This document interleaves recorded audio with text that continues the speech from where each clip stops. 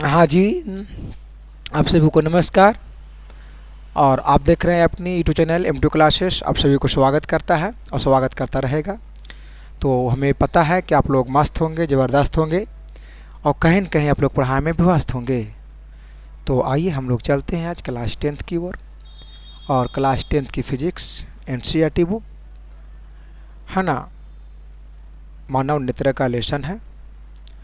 तो आइए आज हम लोग चलते हैं मानव नेत्र की ओर। इसमें क्या है, कैसे है ना, सारा आपकी जानकारी मिलने वाला है। ये भी पॉइंट छूटने वाला नहीं है, बशर्ते खाली आप लोग की मेहनत होना चाहिए। ठीक है, तो चलिए हम लोग चलते हैं अपने सवाल की ओर। ये देख रहे होंगे आप लोग, सारा पॉइंट क्या है। जो बच्ची बिहार बोर्ड का मैट्रिक एग्जाम देगा 2025 में, उसके लिए अति इम्पोर्टेंट है ना, एकदम ध्यान देगा वो। ठीक है, और उसके बाद देखिए भौतिकी है ना, 10th NCERT का बुक है मानव नेत्र। जितना भी इसमें सारा जो आप लोग देख रहे हैं, इस सारा का हम लोग मज़ा उठाने वाले हैं, बशर्ते आगे आने की देरी है। ठीक है, चला जाए आगे की ओर, बढ़ा जाए। आइए चलते हैं, बहुत कम टाइम लेते हुए। ये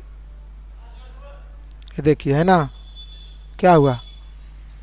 ये देखिए सवाल है, सवाल कर रहा है मनोज नहीं होगा, मनुष्य होगा। यहाँ पे सुधार लीजिएगा। मनुष्य की आँख का चित्र बनाकर उसकी रचना और उसकी कार देखना है। मनुष्य का नेत्र मतलब आँख होता है, तो आँख को चित्र बना करके, और हम लोग उसके जो भाग का जो कार क्या है, उस हम लोग कार के बारे में समझेंगे। तो आइए हम लोग चलते हैं। तो देखिए इसका है ना, ये देखिए नेत्र का आपको दिख रहा होगा इसमें इमेज है ना, नेत्र का इमेज है। तो नेत्र में भाग जो है वो निम्नलिखित है, जो कि इस प्रकार है। जिसमें पहला भाग देख रहे होंगे आप लोग, है ना, दृढ़ पटल दिख रहा होगा, है ना। पहला जो भाग जो दिख रहा है वो क्या दिख रहा है, दृढ़ पटल। जी, पहला जो भाग दिख रहा है वो क्या है, दृढ़ पटल का भाग दिख रहा है। तो आइए हम लोग चलते हैं, ये जानते हैं हम लोग दृढ़ पटल क्या होता है ना। जो कि देखिए आपकी सारा चीज़ इमेज में ही दिख रहा है, आप लोग एकदम समझ में आएगा। देखिए क्या कह रहा है, मनुष्य का नेत्र लगभग एक खोखले गोले के समान होता है। पता है आप सभी को कि मनुष्य का नेत्र जो है से खोखले गोले का एक भाग है। क्या है, खोखले गोले का एक भाग है ना, जो बाहर से एक दृढ़ और अपारदर्शी श्वेत परत से ढका होता है। देखिए ये बाहर से दृढ़ और अपारदर्शी श्वेत परत से क्या है ना, ढका हुआ रहता है ना। और उसके बाद उसकी हम लोग क्या कहते हैं, जो ढका हुआ रहता है उसी को हम लोग दृढ़ पटल कहते हैं। अब इसके द्वारा नेत्र की रक्षा है ना होती है, और इसके द्वारा नेत्र की क्या होती है, रक्षा होती है बाबू।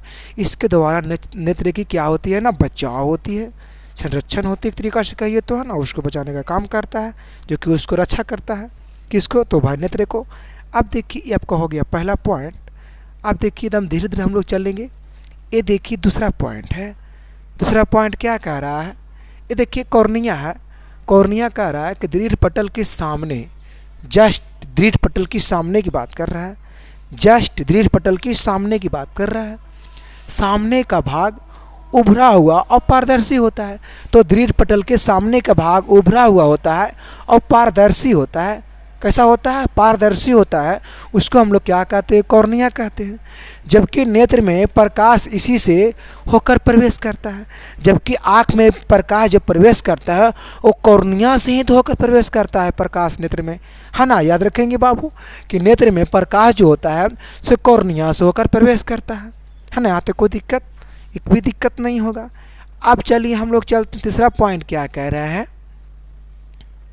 ये देखिए तीसरी पॉइंट कह रहा है, आइरिस की बात कर रहा है। आइरिस में क्या रहा है, इसमें आइरिस में कह रहा है कि कॉर्निया के पीछे एक रंगीन तथा अपारदर्शी झिल्ली होता है। कॉर्निया के जस्ट पीछे की बात कर रहा है, कॉर्निया की जस्ट पीछे की बात कर रहा है। उसका जो भाग जो होता है देखिए रंगीन होता है और अपारदर्शी झिल्ली होता है। कॉर्निया के पीछे एक रंगीन भाग होता है जो कि अपारदर्शी होता है, जिसे पुतली कहते हैं। जिसे क्या कहते हैं, पुतली कहते हैं, है ना। ये पुतली की बात कर रहा है, पुतली कहते हैं। यह गोल तथा काला दिखाई देता है। ये देखिए आँख में क्या दिखाई दे रहा होगा, देखिए गोल और काला दिखाई देता है, दिख रहा है, गोल और काला दिखाई देता है ना। तो कहता है क्या, काला दिखाई देता है। कॉर्निया से आया प्रकाश, कॉर्निया से आया प्रकाश, पुतली से ही लेंस पर, कॉर्निया से आया प्रकाश पुतली से होकर ही लेंस पर पड़ता है। कॉर्निया जब आता है प्रकाश तब पुतली से होकर ही लेंस पर पड़ता है। किससे होकर के, तो पुतली से होकर के लेंस पर ही पड़ता है। अब पुतली की यह विशेषता होती है, पुतली की जो गुण है, पुतली की जो क्वालिटी है, पुतली की जो विशेषता कह रहा है कि आके अंधकार में यह अपने आप बड़ा हो जाता है ना क्या। तो अंधकार में जो होता है पुतली से अपने आप क्या होता है ना, बड़ा हो जाता है। लेकिन अधिक प्रकाश में वह अपने आप छोटी हो जाती है। प्रकाश में क्या होता है, छोटी हो जाता है, और अंधकार में क्या होता है कि बड़ा हो जाता है, जो कि अपने आप वैसा होता है ना। अब देखिए चौथा इसमें कह रहा है नेत्र लेंस, आई लेंस, मतलब नेत्र आँख की ही बात कर रहा, आँख लेंस।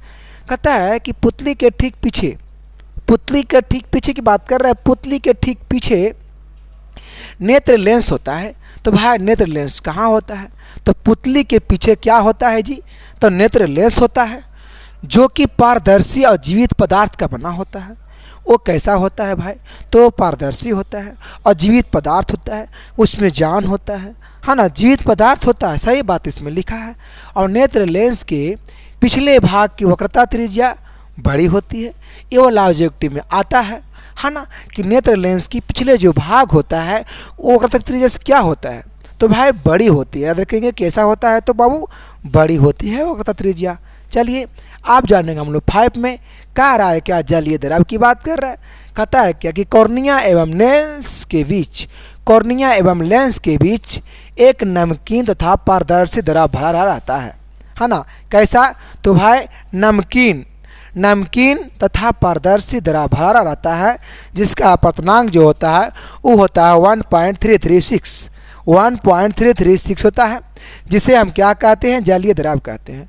जलीय द्रव आंसू के देख रहे हैं, वही तो जलीय द्रव है ना। आंसू कैसा होता है, नमकीन होता है ना। जबकि पता है जब लोग बच्चे में या तो कभी कभी अभी भी है ना, जब कोई इंसान किस तरह का दुख दर्द है, तो जब कोई मार दे पीट दे तो वो आंसू कभी कभी क्या होता है ना कि मुंह में चले जाता है। जब मुंह में जाता है जो आंसू का स्वाद पता है नमकीन लगता है। कैसा लगता है, नमकीन। तो वही ना यहाँ पे कह रहा है कि एक नमकीन तथा पारदर्शी द्रव होता है, वो पारदर्शी द्रव होता है, जिससे कि आप एक पार से मतलब ए साइड से उस साइड दे सकते हैं, मतलब वो पारदर्शी है, वो है ना। क्या है, पारदर्शी है, मतलब कि एक पार से दूसरे पार आप उससे देख सकते हैं, है ना। यही कह रहा है जी, पारदर्शी द्रव है ना, और भरा रहता है। कौन द्रव, पारदर्शी द्रव भरा रहता है, जिसका अपवर्तनांक जो कि मैंने बताया अभी 1.336 होता है। और इसे जो क्या कहते हैं, जलीय द्रव कहते हैं। और लेंस के पीछे एक और पारदर्शी द्रव भरा रहता है, वही वाला आपको बात लिख दिया है ना। लेंस के पीछे एक और पारदर्शी द्रव रहता है, जिसका क्या होता है अपवर्तनांक, जो कि मैं नहीं बताया। चलिए यहाँ तक कोई दिक्कत नहीं है। तो पता है उसे हम लोग देखिए काच द्रव भी कहते हैं, है ना, जिसका अपवर्तनांक 1.336 होता है, तो इसे हम काच द्रव भी कहा जाता है। अब देखिए हम लोग जानेंगे कोराइड, क्या है ना, कोराइड। तो इसकी क्या कहता है कि दृढ़ पटल के ठीक नीचे वाले रंग का रहा है, दृढ़ पटल के ठीक नीचे वाले रंग की झिल्ली होती है, जो प्रकाश को सूचित करके और प्रकाश के आंतरिक परावर्तन को रोकती है, जिसे क्या कहते हैं बाबू, कोराइड कहते हैं।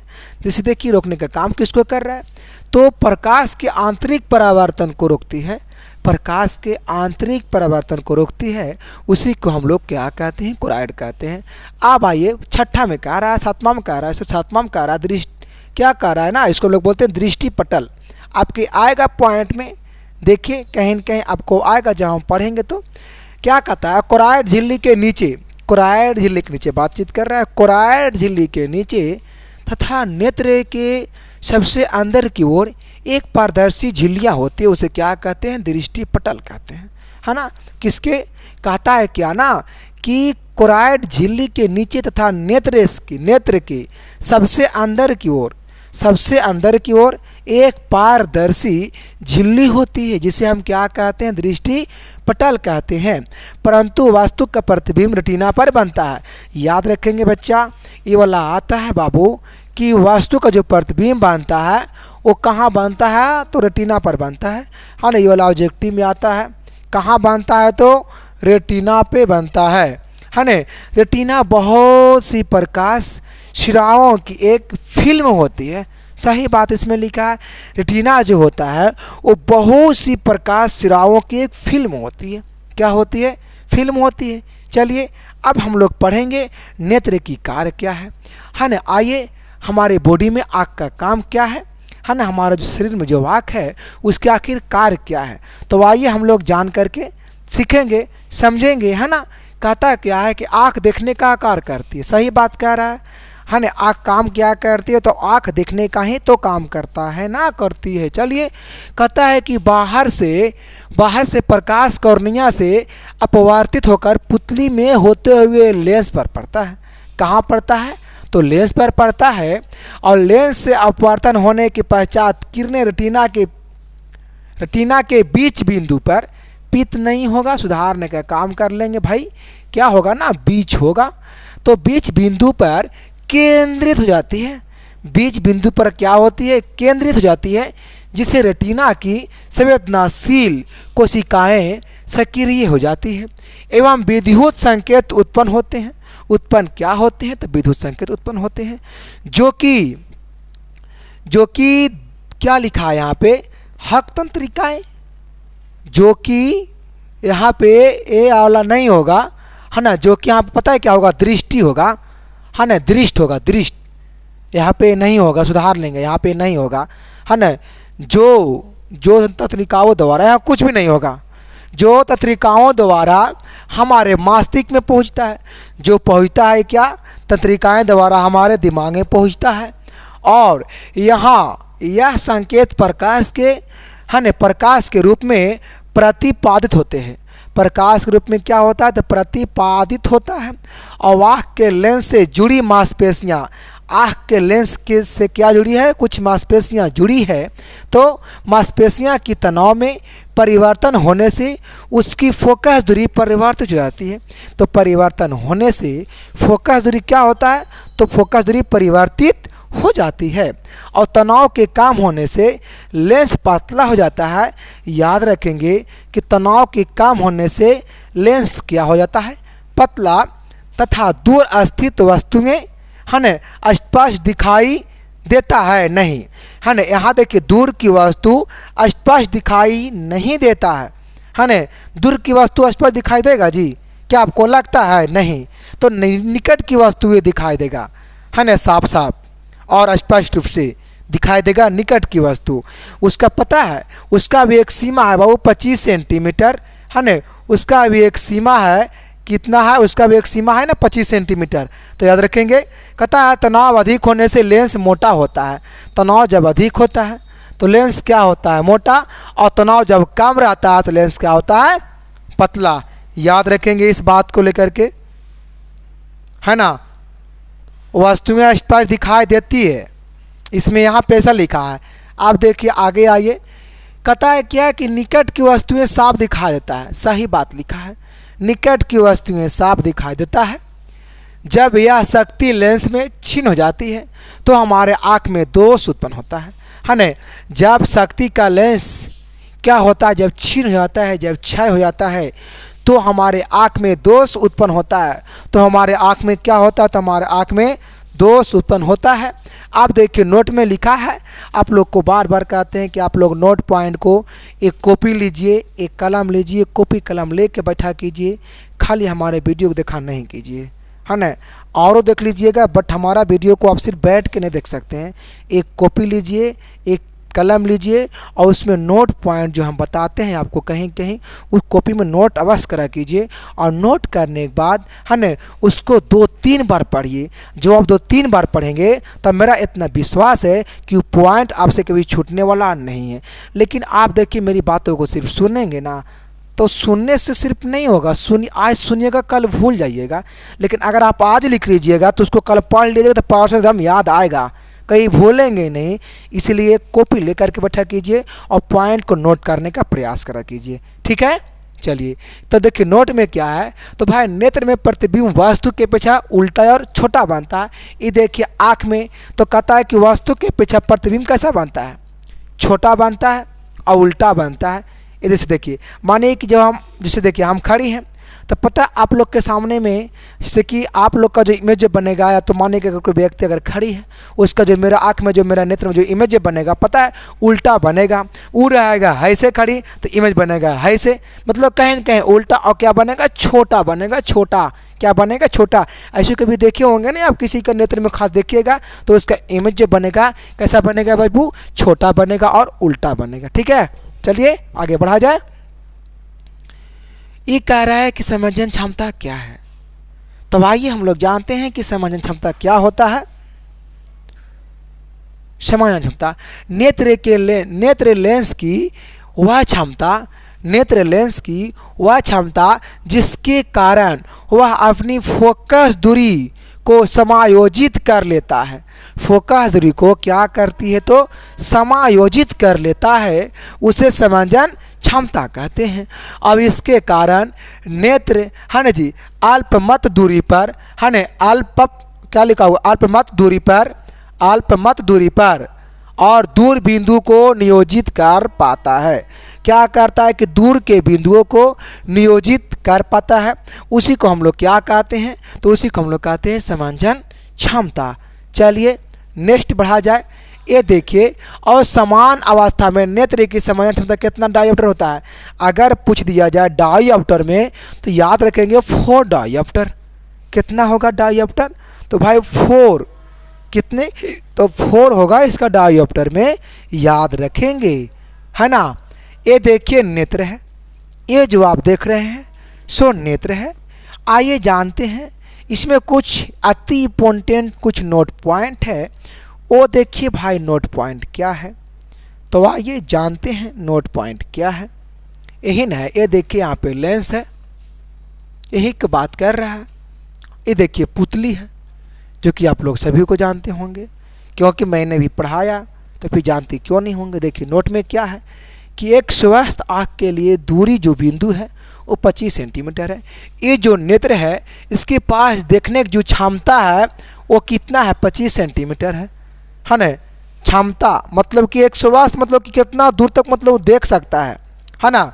जैसा कि देखिए, अब मानिए ये देख रहे हैं किताब है ना, नहीं ऐसे इस रूप में कोई नहीं दिक्कत। अब मानिए इस रूप में ऐसा है, अब मानिए हम ऐसे देख, अब मानिए ऐसे देखें कभी दिखेगा क्या, तो कहीं न कहीं हर किसी की एक सीमा होता है देखने का। आप जैसे इतना, ये देखिए 25 सेंटीमीटर के रेंज में इसको रखे हैं। आप देखिए यहाँ से पढ़ लेंगे, इतना भी दूर, ज़्यादा दूर भी नहीं कर देना है कि एकदम पढ़ लेंगे, ज़्यादा भी दूर रहेगा आप नहीं पढ़ पाएंगे। इसलिए कहा गया है एक स्वस्थ मनुष्य का जो होता है ना दूर बिंदु वो बहु 25 सेंटीमीटर होता है। तो इसका जो देखने की जो दूरी है कितना है, 25 सेंटीमीटर है। कहता है कि मानव के नेत्र में उत्तल लेंस, यहाँ देखिए यहाँ जो लगा हुआ है ये पता है कौन लेंस है, तो यहाँ जो लगा हुआ है ना वो पता है उत्तल लेंस है। याद रखेंगे जी कौन लेंस है, तो यहाँ जो आप देख रहे हैं वो उत्तल लेंस है। कौन लेंस है, तो उत्तल लेंस है। फिर क्या आ रहा है, क्या समान मानव के नेत्र है ना दूर बिंदु अनंत पर होता है। क्या है यहाँ पे थोड़ा सा नहीं दिख रहा है, वही तो होगा जी। तो समान मानव के नेत्र का दूर बिंदु अनंत पर होता है। दूर बिंदु क्या होता है, तो अनंत पर होते हैं 2 बिंदु, ठीक है। चलिए नेक्स्ट बढ़ा जाए। चलिए आते हैं, बहुत ज़बरदस्त क्वेश्चन है, बहुत भयानक खतरनाक क्वेश्चन है। इसको हम लोग जानेंगे। हम लोग पढ़ लिए मानव नेत्र के बारे में, अब बचा है दृष्टि दोष। यही तो है फिजिक्स में, इसमें फिजिक्स में यही 2 पॉइंट है जो कि लॉन्ग में आता है, पूछते रहता है बिहार बोर्ड में, है ना। मेन जो है ये 2 है, एक मानव नेत्र के बारे में पढ़ लेना है, अब एक दृष्टि दोष क्या होता है, वो कितने प्रकार के बारे में है ना, कितने प्रकार के होते हैं। तो आइए हम लोग सारा पॉइंट को जानते हैं। दृष्टि दोष क्या है, यह कितने प्रकार के होते हैं वर्णन करें, उसको प्रकार के भी हम लोग बारे में जानेंगे कि क्या होता है। तो हम लोग जानेंगे कि जिन व्यक्ति के नेत्र में प्रतिबिंब रेटिना पर नहीं बनता है, जिस व्यक्ति के नेत्र में प्रतिबिंब रेटिना पे नहीं बनता है बाबू, तो उसको हम क्या कहते हैं, दृष्टि दोष कहते हैं। दृष्टि दोष किसे कहते हैं, समझ में आया। तो हम सीधे सी बोलेंगे कि जिस मनुष्य के या जिस मानव के नेत्र में है न नेत्र में प्रतिबिंब रेटिना पर नहीं बनता है, उसको दृष्टि दोष कहते हैं। यहाँ तक कोनो दिक्कत किसी प्रकार से बिल्कुल दिक्कत नहीं होगा। आप देखिए दृष्टि दोष निम्नलिखित प्रकार के होते हैं, जो कि इस प्रकार है। तो जानिए, जो कि देख रहे होंगे किस प्रकार से है। पहला में है निकट दृष्टि दोष, दो में है दूर दृष्टि दोष, फिर है क्या अभिदुक्ता, फिर है क्या जरा दूर दृष्टि दोष। तो आइए हम लोग एक एक पॉइंट लेकर के समझेंगे, एक एक पॉइंट लोग देख देख के समझेंगे, एक एक लाइन को पढ़ेंगे, ताकि साथ में एक ऑब्जेक्टिव भी छूटने वाला नहीं है। तो आइए आगे बढ़ते हैं। आप देखिए पहला में कह रहा है निकट दृष्टि दोष। तो आइए हम लोग जानते हैं दोस्त कि बाबू निकट दृष्टि दोष क्या होता है यार। तो आइए निकट दृष्टि दोष, तो जिस नेत्र में निकट दृष्टि दोष होता है, तो जिस दोष में निकट दृष्टि दोष होता है और वह दूर स्थित वस्तुओं को स्पष्ट दिखाई नहीं देता है। मतलब निकट में है ना कि निकट में निकट की वस्तु दिखाई देगा, लेकिन दूर की वस्तु दिखाई नहीं देगा, उसे हम क्या कहेंगे, निकट दृष्टि दोष कहेंगे। यहाँ तक किसी प्रकार से प्रॉब्लम नहीं होना चाहिए। और कहता है क्या कि उसके लिए दूर बिंदु समान आँख के लिए अनंत दूरी पर होता है, और इस दोष में अवतल लेंस का उपयोग किया जाता है। याद रखेंगे निकट दृष्टि दोष में है ना अवतल लेंस का प्रयोग किया जाता है। बहुत सारे विद्यार्थी इसमें डाउट रहता है, सर हम भूल जाते हैं, याद तो होता है पर भूल जाते हैं सर, है ना एग्जाम में जाते हैं डाउट हो जाते हैं। तो चलिए न आज आपकी हम सारे डाउटेड ख़त्म कर देते हैं, एकदम जड़ से ख़त्म करेंगे, जो कि आप कहीं मरते दम तक भी नहीं भूलेंगे। हाँ ना, यह डॉट में रहते हैं। आइए न, एक डॉट नहीं, हम पढ़ा रहे हैं किस लिए, कोई डॉट नहीं। अब देखिए निकट दृष्टि दोष के कारण पूछ रहा है। तो कारण में कह रहा है कि नेत्र गोला का लंबा हो जाना, नेत्र गोला का लंबा हो जाना, और नेत्र लेंस और रेटिना के बीच की जो दूरी रहेगा वो पता है क्या रहेगा, तो जो दूरी रहेगा वो पता है कम रहेगा। दूरी क्या रहेगा, दूरी कम रहेगा। नेत्र लेंस का आवश्यकता से अधिक मोटा हो जाना, जिससे उसकी फोकस दूरी कम हो जाना, उसकी फोकस दूरी कम हो जाना। अब देखिए कह रहा है दूर दृष्टि दोष। तो आइए इसमें कह रहा है क्या, दूर दृष्टि दोष। कहता है कि जिस नेत्र, ओए क्या हो रहा है, जिस नेत्र में दूर दृष्टि दोष होता है, जिस नेत्र में दूर दृष्टि दोष होता है ने, और वह निकट 25 सेंटीमीटर, जो कि मैंने बताया अभी है ना, मैंने अभी क्या बताया कि 25 सेंटीमीटर है ना, याद रखेंगे 25 सेंटीमीटर पर स्थित वस्तुओं को स्पष्ट नहीं देख सकता है। दूर में क्या होता है ने, दूर में क्या होता है कि निकट की वस्तु दिखाई नहीं देता है, दूर में दूर की वस्तु दिखाया जाता है, इसलिए उसको हम दूर दृष्टि दोष कहते हैं। याद रखेंगे दोस्त इस बात के, है ना। दूर दृष्टि दोष किसे कहते हैं, कभी भूलना बिल्कुल भी नहीं है। इस दोष को दूर करने के लिए अभी सारी लेंस या तो उत्तल लेंस का व्यवहार किया जाता है। याद रखेंगे दूर दृष्टि दोष में उत्तल लेंस और निकट दृष्टि दोष में अवतल लेंस। अब देखिए इसको याद कैसे रखना है, तो पहले हम लोग पढ़ लेते हैं दूर दृष्टि दोष के कारण क्या है। तो आइए, तो नेत्र गोला का छोटा हो जाना और नेत्र लेंस और रेटिना के बीच की जो दूरी रहेगा वो क्या रहेगा, कम रहेगा। अच्छा यहाँ पे अभी हम है ना थोड़ा सा यहाँ पे रॉन्ग हो गया था। यहाँ देखिए क्या ही बोले थे हम कि रेटिना के बीच की जो दूरी होगा वो अधिक होगा। यहाँ गोला का लंबा हो जाना ने, तो जब लंबा जब हो जाता है यहाँ अधिक हो जाएगा, सुधार लीजिएगा है न, जो दूरी होगा क्या हो जाएगा, अधिक हो जाएगा है न, यहाँ पे सुधार लीजिएगा। जबकि यहाँ देखिए कम हो जा रहा है ने, यहाँ देखिए कम हो जा रहा है, चलिए, नेत्र का आवश्यकता से अधिक पतला हो जाना, और जिससे उसकी फोकस दूरी बढ़ जाएगा। जबकि उसमें घट रहा था तो इसमें फोकस दूरी बिल्कुल है कि बढ़ जाएगा।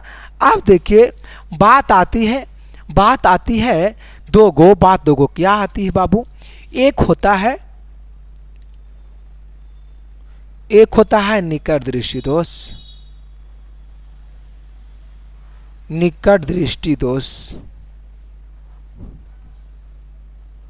और एक होता है दूर दृष्टि दोष। यही ना होता है? तो पता है निकट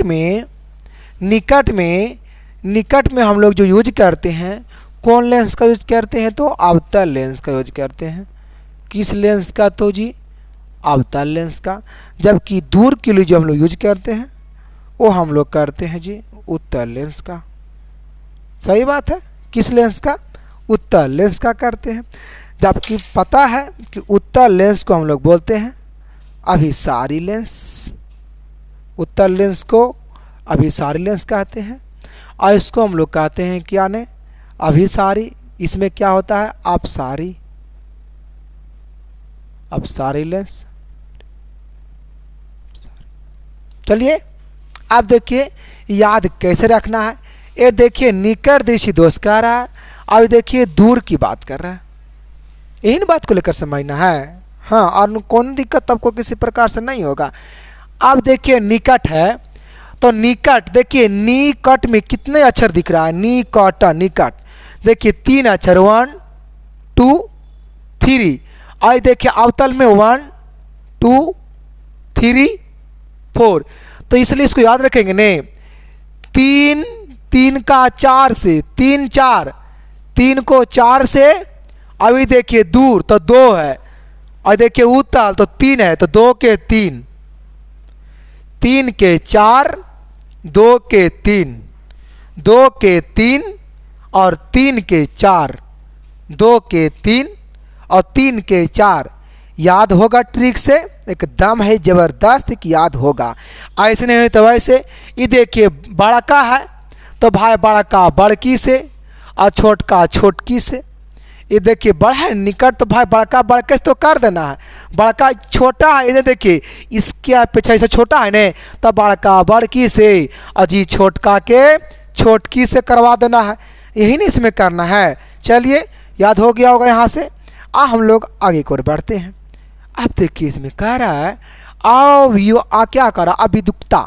अभिदुक्ता। तो आइए, तो आँख की लेंस में है न सममित के अभाव के कारण किसी एक वस्तु का प्रतिबिंब एक ना बनकर कई बनने लगता है। एक वस्तु की प्रतिबिंब एक ना बनकर बल्कि कई बनने लगता है, और इसमें कोई किसी भी वस्तु स्पष्ट दिखाई नहीं देता है। और इसमें क्या होता है न, इसमें क्या होता है कि कोई भी वस्तु स्पष्ट दिखाई बिल्कुल नहीं देता है। किसमें? अभिदुक्ता में, है ना।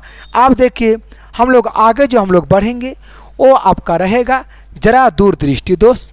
इसमें एक बार देख लेंगे ध्यान से, क्या रहेगा? जरा दूर दृष्टि दोष। कह रहा है क्या इसमें? यह दोष बुढ़ापे का दोष है। देखिए बाबू, जरा दूर दृष्टि जो दोष है वो बुढ़ापे का दोष है। दोष किसका है जी? तो ये जो दोष है से बुढ़ापे का ही तो दोष है ना। हाँ, उम्र बढ़ने पर नेत्र की क्षमता, समांजन क्षमता यहाँ होगा, यहाँ संजन लिखा है, सुधार लेंगे, समांजन क्षमता होगा, हाँ ना जी। समांजन क्षमता क्या होता है? घट जाता है। इसी दोष में निकट बिंदु दूर हट जाता है। आपको पता है, जैसे कि अभी दृष्टि में देखिए, आप लोग जो होंगे, आप लोग के अभी नेत्र की क्षमता बहुत ज़बरदस्त होगा। आप लोग अभी किसी भी चीज़ को पहचान लेंगे, चीन लेंगे, देख लेंगे। लेकिन जब इंसान जैसे जैसे उसका उम्र बीतता जाता है, वैसे वैसे नेत्र की क्षमता, सारा चीज़ का कहीं न कहीं क्षमता घट जाता है। लेकिन हम लोग यहाँ पढ़ रहे हैं, नेत्र की बात कर रहे हैं, तो हम बात करेंगे नेत्र की, क्योंकि जिससे जैसे आपकी उम्र घट जाएगा, जैसे जैसे आपकी उम्र बीतेगा, उस तरीक़ा से नेत्र की क्षमता क्या होगा ना कि ख़त्म हो जाता है, मतलब कि कहीं न कहीं घट जाता है। इसलिए कभी देखे होंगे बुढ़वन के, तो वैसे करके देखेगा, हाँ नहीं कहाँ जाए रे पोता, कहाँ रे बकरिया खैले तीसिया, ऐसे कभी देखे होंगे आप लोग अगल बगल में। तो क्योंकि उसकी नेत्र जो क्षमता है ना वो घट किया है, उसकी स्पष्ट रूप से दिखाई नहीं देता है। कितना बुढ़िया बुढ़िया पता है, बकरियों को भी कह देगा इंसान है। तो क्यों कि दिक्कत है ना, उसको मतलब कि क्षमता नहीं है देखने का। कभी कभी अपना पोतवा भी दूसरा के कह देगा कि नहीं वो हमरे पोतवा है। तब ऐसा होता है क्योंकि उसको में जो है ना क्षमता अब देखने का नहीं रहा, ख़त्म हो गया वो जमानिए भर। बुढ़ापे में सबका ऐसी होता है, विश्वास नहीं है तो पूछिएगा अगल बगल में, और नहीं है तो रुक जाइए, आप लोग भी एक दिन ऐसी होगा, टेंशन काहे ले ले हैं, है ना। चलिए देखिए, देखते रहिए हमारे वीडियो को। कह रहा है इसमें क्या कि और देखने में कठिनाइयाँ होती है। तो देखने में कठिनाइयाँ नहीं होता है, ऐसे लोग देखता है कहाँ जाएंगे कि नहीं कर रहा है, क्या कर रहा है ना। तो देखने में तो कठिनाइयाँ होगा ही होगा ना। इसी की वजह से है ना, देखे होंगे कभी अपने गांव घर में कि बूढ़ा बूढ़े को चश्मा दिया जाता है। तो उस चश्मा में लेंस रहता है, तो उत्तल लेंस रहता है चश्मा में। कौन लेंस रहता है पता है? चश्मा में दो लेंस रहता है बाबू। ये देखिए चश्मा में पता है ना, दो लेंस रहता है, एक उत्तल लेंस और एक अवतल लेंस। एक उत्तल और एक अवतल। जबकि अवतल में पता है निकट दृष्टि दोष को दूर करता है, और उत्तल जो है दूर दृष्टि दोष को दूर करता है ना। यही ना है। आप देखिए, इसी जरा दूरदृष्टि कहते हैं। इसे क्या कहते हैं? जो इसे क्या कहते हैं? जरा दूरदृष्टि कहते हैं। यह दोष पक्षमाभी है ना, पक्षमाभी होगा, पक्षमाभी नहीं, पक्षमाभी। सुधार लेने के यहाँ पर काम करेंगे। पक्षमाभी पेशियों के दुर्बल होने के कारण होता है। इस दोष को दूर करने के लिए बाईफोकल होगा बाबू, बाई लोकल नहीं होगा, बाईफोकल होगा। तो भाई बाईफोकल लेंस का है ना हम लोग उपयोग करते हैं। याद रखेंगे कि जरा दूरदृष्टि में किस लेंस का उपयोग करते हैं, तो बाईफोकल। ये आपके एग्जाम में आते रहता है कि जरा दूरदृष्टि में किस लेंस का उपयोग करते हैं। तो याद रखिएगा, ऑब्जेक्टिव में आता है, सीधे मारिएगा, डायरेक्ट दिमाग से मारिएगा बाईफोकल। डायरेक्ट दिमाग से बाईफोकल मारने का प्रयास करेंगे। आप देखिए, जिसमें दो लेंस एक ही चश्मा में रहता है। आपको मैंने बताया दो लेंस रहता है जो कि एक ही चश्मा में रहता है। एक ऊपर रहता है लेंस, अब एक नीचे रहता है लेंस। चश्मा है, एक नीचे रहेगा और एक लेंस ऊपर में रहता है। तो एक ही चश्मा में दो लेंस रहता है। जबकि ऊपर देखिए, ऊपर नीचे लगा दिए जाते हैं। जबकि बताए ना, चश्मा में एक ऊपर रहता है और एक नीचे रहता है, एक ऊपर और एक नीचे रहता है। यही आपका रहा क्या है ना, जरा दूरदृष्टि, जरा दूरदर्शिता है जी, जरा दूरदर्शिता है, जरा दूरदर्शिता है। याद रखेंगे। चलिए आगे हम लोग बढ़ते हैं। ये देखिए वर्ण विक्षेपण की बात कर रहे हैं। बहुत इंपॉर्टेंट क्वेश्चन ये वाला है, बहुत बहुत बहुत याद रखेंगे। VVI क्वेश्चन ये वाला है। सफेद प्रकाश या सूरज की प्रकाश, सफेद प्रकाश या सूरज की प्रकाश जब एक प्रिज्म में से गुजरता है। ये देखिए प्रिज्म में देख रहे होंगे आप लोग, एक क्या है, एक प्रिज्म है।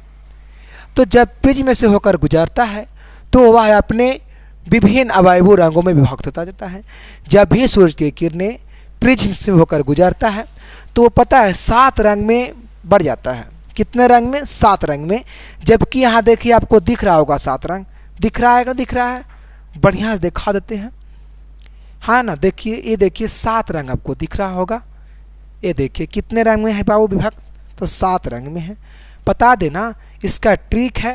ये देखिए लाल, नारंगी, पीला, हरा, नीला, जामुनी और बैगनी। जबकि पता है इसका शॉर्ट में ट्रिक होता है बैजानी हैप्पी नाला, बैजानी हैप्पी नाला। तो बै से होता है बैगनी है ने, और जा से होता है जामुनी है ने, और नी से होता है नीला।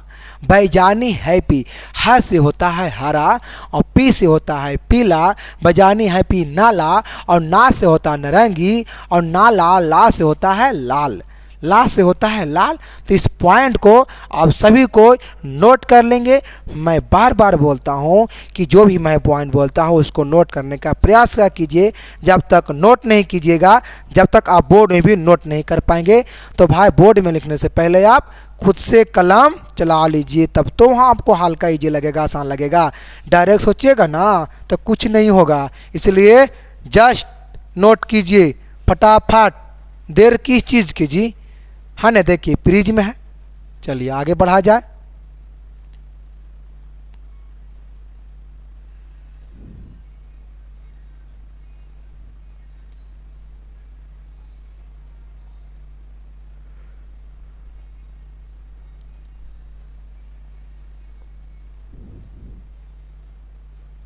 इसमें कह रहा है ना कि तारे क्यों टिमटिमाते हैं।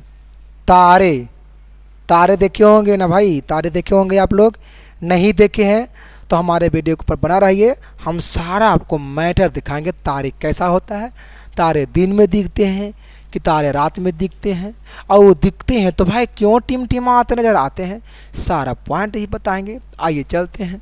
हमारे नेत्र के तारे के प्रकाश के वायुमंडलीय अपवर्तन के कारण तारे टिमटिमाते नज़र आते हैं। टिमटिमाते से लगते हैं नहीं, टिमटिमाते नज़र आते हैं, है न। तारे का प्रकाश पृथ्वी वायुमंडल में प्रवेश करने के पश्चात पृथ्वी के पृष्ठ पर पहुंचने तक लगातार अपवर्तित होता है। वायुमंडलीय अपवर्तनांक उसी माध्यम से होता है जिसकी क्रमिक परिवर्ती अपवर्तनांक हो, क्योंकि वायुमंडलीय तारे के प्रकाश को अभिलंब की ओर झुका देता है। पता है कि वायुमंडल जो है से तारे के जो प्रकाश को है से अभिलंब की ओर झुका देता है। किसकी ओर? तो अभिलंब की ओर। समझ रहे होंगे ना मैटर को, अभिलंब की ओर झुका देता है। इसलिए तारे की अभी आभासी स्थिति उसकी वास्तविक स्थिति से कुछ अलग प्रतीत होता है, कुछ अलग प्रतीत होता है। और क्षैतिज, जहाँ क्षैतिज होगा और क्षैतिज के निकट देखने पर कोई तारा अपने वास्तविक स्थिति से कुछ ऊंचाई पर प्रतीत होती है, और तारे की यह आभासीय स्थिति भी अस्थायी ना होकर धीरे धीरे थोड़ी बदलती भी रहती है न, क्योंकि पृथ्वी की वायुमंडल की भौतिक अवस्था भी बदलती रहती है। देखिए पृथ्वी के वायुमंडल जो भौतिक जो अवस्था है वो भी क्या होता है ना, बदलते रहता है। ठंडा तो गर्मी, तो बरसात, तो बसंत, तो क्या, तो कहीं न कहीं भौतिक अवस्था क्या हो रहा है, बदल रहा है ना बचवा। सारे तारे बहुत दूर है पृथ्वी से यार, तारे पृथ्वी से बहुत दूर है, तारे पृथ्वी से बहुत दूर है, बहुत दूर। कहता है क्या, इसलिए वे प्रकाश की किरणें का पथ थोड़ा थोड़ा बदलता रहता है। इसीलिए है न, इसीलिए प्रकाश की जो किरण है उसका जो रास्ता होता है से थोड़ा थोड़ा क्या होता है ना, बदलते रहता है, क्योंकि दूर में है ना जी। इसलिए तारे की आभासी स्थिति विचलित होती ही रहती है तथा आँखों में प्रवेश कर तारे प्रकाश की मात्रा, आइए जानते हैं। प्रकाश आँखों में प्रवेश करने वाले तारे की प्रकाश की मात्रा झिलमिलाती है रहती है, जिसके कारण तारे टिमटिमाते प्रतीत होता है। से ये देखिए तारे हैं, ये देखिए तारे हैं, है ना। एक क्या है जी, तारे हैं, जिसको हम लोग क्या बोलते हैं, स्टार भी इसको बोला जाता है, स्टार इसको बोलते हैं। जबकि पता है तारे जो है से रात में टिमटिमाते नज़र आता है। तारे टिमटिमाते नज़र कब आता है, तो रात में आता है, दिन में नहीं भाई। दिन में नहीं क्यों, तो क्योंकि दिन में सूरज की प्रकाश रहता है ना। दिन में क्या रहता है, तो दिन में जो होता है वो क्या होता है, तो दिन में जो होता है वो सूरज के प्रकाश होता है। इसी की वजह से वो दिखता नहीं है, और इसी वजह से वो है ना तारे टिमटिमाते नज़र नहीं आते हैं। तारे जो आते हैं वो रात में आते हैं, जैसे कि आप लोग देख रहे होंगे, है ना। जो नहीं देखे होंगे वो आज रात में देख लेगा तारे टिमटिमाते नज़र कैसे आता है। चलिए, है ना, यहाँ से आपको क्लियर सारा पॉइंट रहेगा, आपको एक भी पॉइंट दिक्कत नहीं होने वाला है ना। कमज़ोर छात्रों के लिए अति इम्पोर्टेंट है, जो एकदम गांव देहात में पढ़ता है ना। एकदम गांव देहात वाले बच्चे समझ सकता है हर एक पॉइंट को, बशर्ते लगातार देखने रहने की ज़रूरत है, नोट करने की ज़रूरत है। चलिए अगला पॉइंट, प्रकाश की प्रकीर्णन क्या है। अति इम्पोर्टेंट क्वेश्चन है भाई, प्रकाश की प्रकीर्णन क्या है, यही सब तो बोर्ड में क्वेश्चन आते रहता है। तो प्रकाश की प्रकीर्णन से आप क्या समझते हैं, तो जब प्रकाश की किरण वायुमंडल से होकर गुजरती है, जब प्रकाश की किरण वायुमंडल से होकर गुजरती है तथा वायु के कण द्वारा प्रकाश की प्रकीर्णन होता है। प्रकाश जो प्रकीर्णन होता है वो पता है तो वायु के कण के द्वारा होता है भाई। किसके द्वारा, तो वायु के कण के द्वारा होता है। और प्रकाश पुंज के मार्ग को देख पाते हैं, जबकि हम लोग प्रकाश पुंज के मार्ग को देख पाते हैं। और वास्तविक विलयन से प्रकाश की किरणें गुजरती है, और वास्तविक विलयन से प्रकाश की किरणें गुजरती है, तो प्रकाश की किरण पुंज का भाग विलयन द्वारा, है न, विलयन द्वारा परिकीर्णन हो जाता है और विलयन पारदर्शी दिखती है। और विलयन कैसे दिखता है? तो पारदर्शी दिखता है। तो आइए हम लोग अब नेक्स्ट चलते हैं क्वेश्चन में। आइए नेक्स्ट क्वेश्चन क्या कह रहा है? आप लोग जानते होंगे रेलवे की सिंगल का प्रकाश के लाल रंग का ही क्यों होता है? आप लोग कभी देखे होंगे स्टेशन पे कि रेलवे का जो सिंगल जो होता है वो लाल होता है। तो भाई लाल क्यों होता है? तो पता है लाल क्यों होता है? तो आइए हम लोग जानते हैं। हाँ ना, सारा इसमें लिखा हुआ है, सारा आपको दिखाएंगे ना, दिखाएंगे कि भाई रेलवे का जो होता है वो लाल सिंगल क्यों होता है, सारा आपके दिखाएंगे। आप लोग कितने देखे होंगे, लेकिन सारा लोग नहीं देखे होंगे, है ना, क्योंकि हमारे वीडियो देखने वाले एक दो नहीं अनेक है। तो भाई उसके लिए तो अति इम्पोर्टेंट है ना, समझना जरूरी है। तो कहता है कि हम जानते हैं कि लाल रंग का तरंगदैर्घ्य अधिक होता है। इस देखिए ऑब्जेक्टिव आपका आता है एग्जाम में, है ना, कि सबसे अधिक तरंगदैर्घ्य होता है। तो आपको देल रहेगा ऑप्शन में, तो ऑप्शन में कुछ भी रहेगा, लेकिन आँखियाँ मून के नहीं, आँखियाँ खोल के मारिएगा। कुछ लालका का मारिएगा, आँख मून के नहीं मारना है, आँख खोल कर मारना है। किसको? तो लाल को। लेकिन कब? जब पूछ देना कि तरंगदैर्घ्य अधिक होता है किसका, तो भाई लाल का। अगर अधिक पूछ रहा है ना तो मारना है किसके? लाल के। ठीक है, यहाँ तक कोई दिक्कत नहीं। कहता है क्या कहता है? जब श्वेत प्रकाश सूक्ष्म कान पर पड़ता है, जब श्वेत प्रकाश जो सूक्ष्म कान पर जब पड़ता है तो लाल रंग का परिकीर्णन बहुत कम होता है, बहुत कम होता है। कब? जब श्वेत प्रकाश पर पड़ रहा है ना कानों पर तब। लेकिन लाल रंग का संकीर्णन सर्वाधिक होता है। जैसे कि आइए ए देख रहे होंगे आप लोग, ए कहाँ भाग रहा है बचवा? ए देखिए, देखिए कहाँ है, जैसे दूर से दिख जाता है।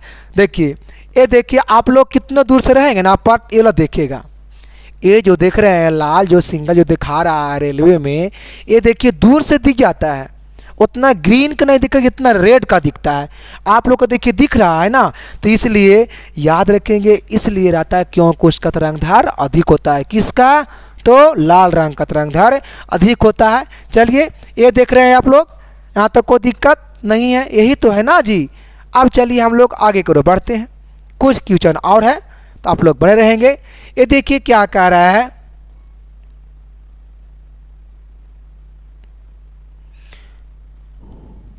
कह रहा है क्या कि सूर्योदय के समय सूर्य रक्तांब क्यों प्रतीत होता है? तो कहता है कि प्रांतः के समय सूर्य क्षैतिज के निकट, क्षैतिज यहाँ पे होगा, क्षैतिज जी, जो क्या क्या कह रहा है, क्षैतिज के निकट होता है। सूर्य की किरण को हम तक पहुँचने के लिए वातावरणीय मोटी परतों से गुजर कर पहुँचना पड़ता है। सही बात लिखा है। सूर्य की जो किरणें हैं वो हम तक पहुँचने के लिए वातावरणीय मोटी परतों से उसको है ना गुजर कर पहुँचना पड़ता है। और नीला और कम तरंगदैर्घ्य, अरे यार यहाँ और नहीं होगा यार, नीला कम तरंगदैर्घ्य के प्रकाश का अधिकांश भाग वहाँ उपस्थित कणों के द्वारा है ना जी प्रकीर्णित कर दिया जाता है। मतलब है ना जी, यहाँ से ये वाला भी आता है कि सबसे कम तरंगदैर्घ्य किसका होता है? तो याद रखेंगे नीला का होता है। सबसे कम तरंगदैर्घ्य किसका होता है? तो बाबू याद रखेंगे, सबसे कम जो होता है ना, सबसे जो कम होता है वो किसका होता है? तो नीला का होता है। याद रखेंगे, सबसे जो कम होता है वो नीला का होता है। क्या भाई? तो तरंगदैर्घ्य। तो तरंगदैर्घ्य सबसे कम जो होता है वो किसका होता है? तो सबसे जो कम होता है वो नीला का होता है, जबकि मैंने बताया कि सबसे अधिक लाल का होता है।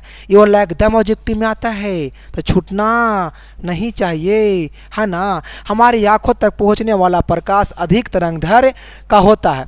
तो हमारे आँखें तक जो पहुंचता है ना प्रकाश, उसका तरंगदैर्घ्य बहुत अधिक रहता है बचवा। इसलिए सूर्योदय और सूर्यास्त के समय सूर्य रक्तांब प्रतीत होता है। देखिए सूर्योदय मतलब सूर्य उगने वाला है और सूर्यास्त मतलब सूर्य डूबने वाला है। जैसा कि देखिए प्रतीत कैसा होता है, ये देखिए ऐसा ही नहीं होता है। देखिए देख रहे होंगे, जब डूबती है तो और जब उगती है तो यही तो प्रतीत होती है ना सूर्य के प्रकाश की किरणें। अब चलिए नेक्स्ट क्वेश्चन में, ये देखिए आपके लिए अति इम्पोर्टेंट है ये वाला। इसको लोग बहुत सारे लोग बिहार बोर्ड में छोड़ देता है और कहता है सर बड़ी भारी है। अरे बकलोलवा भारी क्या कह रहा है? कह रहा है क्या कि फ्रिज में से प्रकाश के अपवर्तन का किरण, अरे खींचे, अरे फ्रिज में, तो एक फ्रिज में को बना लीजिए। ये देख रहे होंगे, पता है, ये देखिए एक फ्रिज में है, ये देखिए एक फ्रिज में है। अब फ्रिज पर क्या हो रहा है, ये देखिए, कोई देखिए किरणें पड़ रही है। किरणें क्या हो रही है भाई, तो कोई किरणें देखिए पड़ रही है। अब पढ़ने के बाद ये देखिए अंदर से देखिए मुड़ जाती है किरणें। अब अंदर से मुड़ने के बाद देखिए बाहर में थोड़ा सा देखिए मुड़ जाती है। देखिए किरणें मुड़ रही है ना, यहाँ तक कोई दिक्कत नहीं। अब देखिए बताते हैं, अब यहाँ जो किरणें जो पड़ रही है, ये देखिए प्रतीत, देखिए पता है कहाँ हो रहा है, ये देखिए प्रतीत हो रही है किरणें। ये देखिए किरणें क्या हो रही है, तो भाई ये किरणें प्रतीत हो रही है। अब देखिए जब प्रतीत हो रही है तो आप देखिए यहाँ से, अब देखिए यहाँ से जब ये वाला आया ने, जब ये वाला आया और जब ये ने मुड़ा, तो देखिए अब ये देखिए हो रहा है प्रतीत किरणें। ये वाला ये जो आया है ना, अब देखिए ये वाला हो रहा है, देखिए प्रतीत किरणें। अब जब ये वाला जब हो रहा है तो अब देखिए ये वाला जो आया इसका देखिए प्रतीत यहाँ पे हो रहा है। और जैसे ही इसका जब आगे हो रहा है तो इसका देखिए पीछे भी हो रहा है, देखिए पीछे भी हो रहा है। और जब यहाँ जब हो रहा है और ये वाला जो है देखिए यहाँ भी, और देखिए यहाँ भी हो रहा है, तो कहीं न कहीं प्रतीत हो रहा है। तो ये वाला कितना से नहीं बनता है, तो इसको छोड़ना बोर्ड में नहीं है, जो कि सबसे ईजी, सबसे हल्का, सबसे सस्ता, सबसे मस्त ज़बरदस्त इसको क्वेश्चन को माना जाता है ना। ये हार्ड नहीं है। हार्ड तब है जो आप सोच लिए ना कि हार्ड है, तो आपको ज़िंदगी भर हार्डे लगेगा। लेकिन जो हम रहेंगे तो ज़िंदगी भर क्या कि घंटों भर आपको हार्ड नहीं लगेगा। ये देखिए तारे और ग्रहों में अंतर कह रहा है, तारे और ग्रह में अंतर कह रहा है। तो आइए हम लोग समझते हैं तारे और ग्रह में अंतर क्या होता है। तो आइए जी जानिए, एकदम फेस टू फेस दिख रहा है क्वेश्चन में। हेलो, क्वेश्चन दिख रहा है ना यहाँ तक? ये देखिए तारे दिख रहे होंगे और ग्रह भी दिख रहे होंगे, और यहाँ भी आप लोग देख रहे होंगे। तो ये जो दिख रहा होगा, ये पता है, ये जो दिख रहा है से क्या दिख रहा है जी, ये जो दिख रहा है इसे तारे दिख रहा होगा। और ये सब जो देख रहे हैं ये सब पता है क्या है, ये सब जो देख रहे हैं ये सब देखिए ग्रह दिख रहा है। ये सब क्या दिख रहा है, ग्रह दिख रहा है। कहता है क्या कि तारे आकाश में प्रकाश के बिंदु स्रोत, तारे आकाश में प्रकाश के बिंदु स्रोत जैसा दिखते हैं, सही बात है ना। और तारे आकाश में टिमटिमाते नजर आते हैं, और तारे आकाश में टिमटिमाते नजर आता है। और तारे पृथ्वी से काफ़ी दूर है, और तारे पृथ्वी से काफ़ी क्या है, दूर है। यहाँ तक कोई दिक्कत नहीं। देखिए सबसे पहला कि तारे आकाश में टिमटिमाते नजर आता है, और तारे पृथ्वी से क्या है, दूर है। और तारे आकाश में प्रकाश की बिंदु स्रोत जैसा दिखते हैं ग्रह में। तो ग्रह ढेर सारी बिंदुओं का स्रोत है। ग्रह जो है से ढेर सारी बिंदुओं का स्रोत है। जैसा कि यहाँ पर देखिए ग्रह दिख रहा है, ये देखिए सारा तो आपको ग्रह ही दिख रहा होगा। अरे सूर्य भी क्या है, सूर्य भी एक ग्रह ही है बाबू। हाँ, सूर्य भी एक ग्रह है। ये देखिए पूरा का पूरा ग्रह है, और ग्रह पृथ्वी के समीप है। ग्रह पता है पृथ्वी के जस्ट निकट है। ग्रह जो है पृथ्वी के जस्ट निकट है। तो आपको ये देखिए इमेज से आपको समझ में आ गया होगा, है ना। देख लीजिए बढ़िया तरीक़ा से इसको किया है ना। ये देखिए अगर जब तक रहेगा, है ना, जब तक रहेगा तब तक कोई परेशानियाँ होने नहीं देगा, है ना। तो चलिए बाकी आज के लिए हम इस वीडियो में है तक, और बाकी फिर आप लोग सभी से मिलते हैं, है ना, नेक्स्ट वीडियो में। तो चलिए इस वीडियो में आज के लिए इतने रहेगा।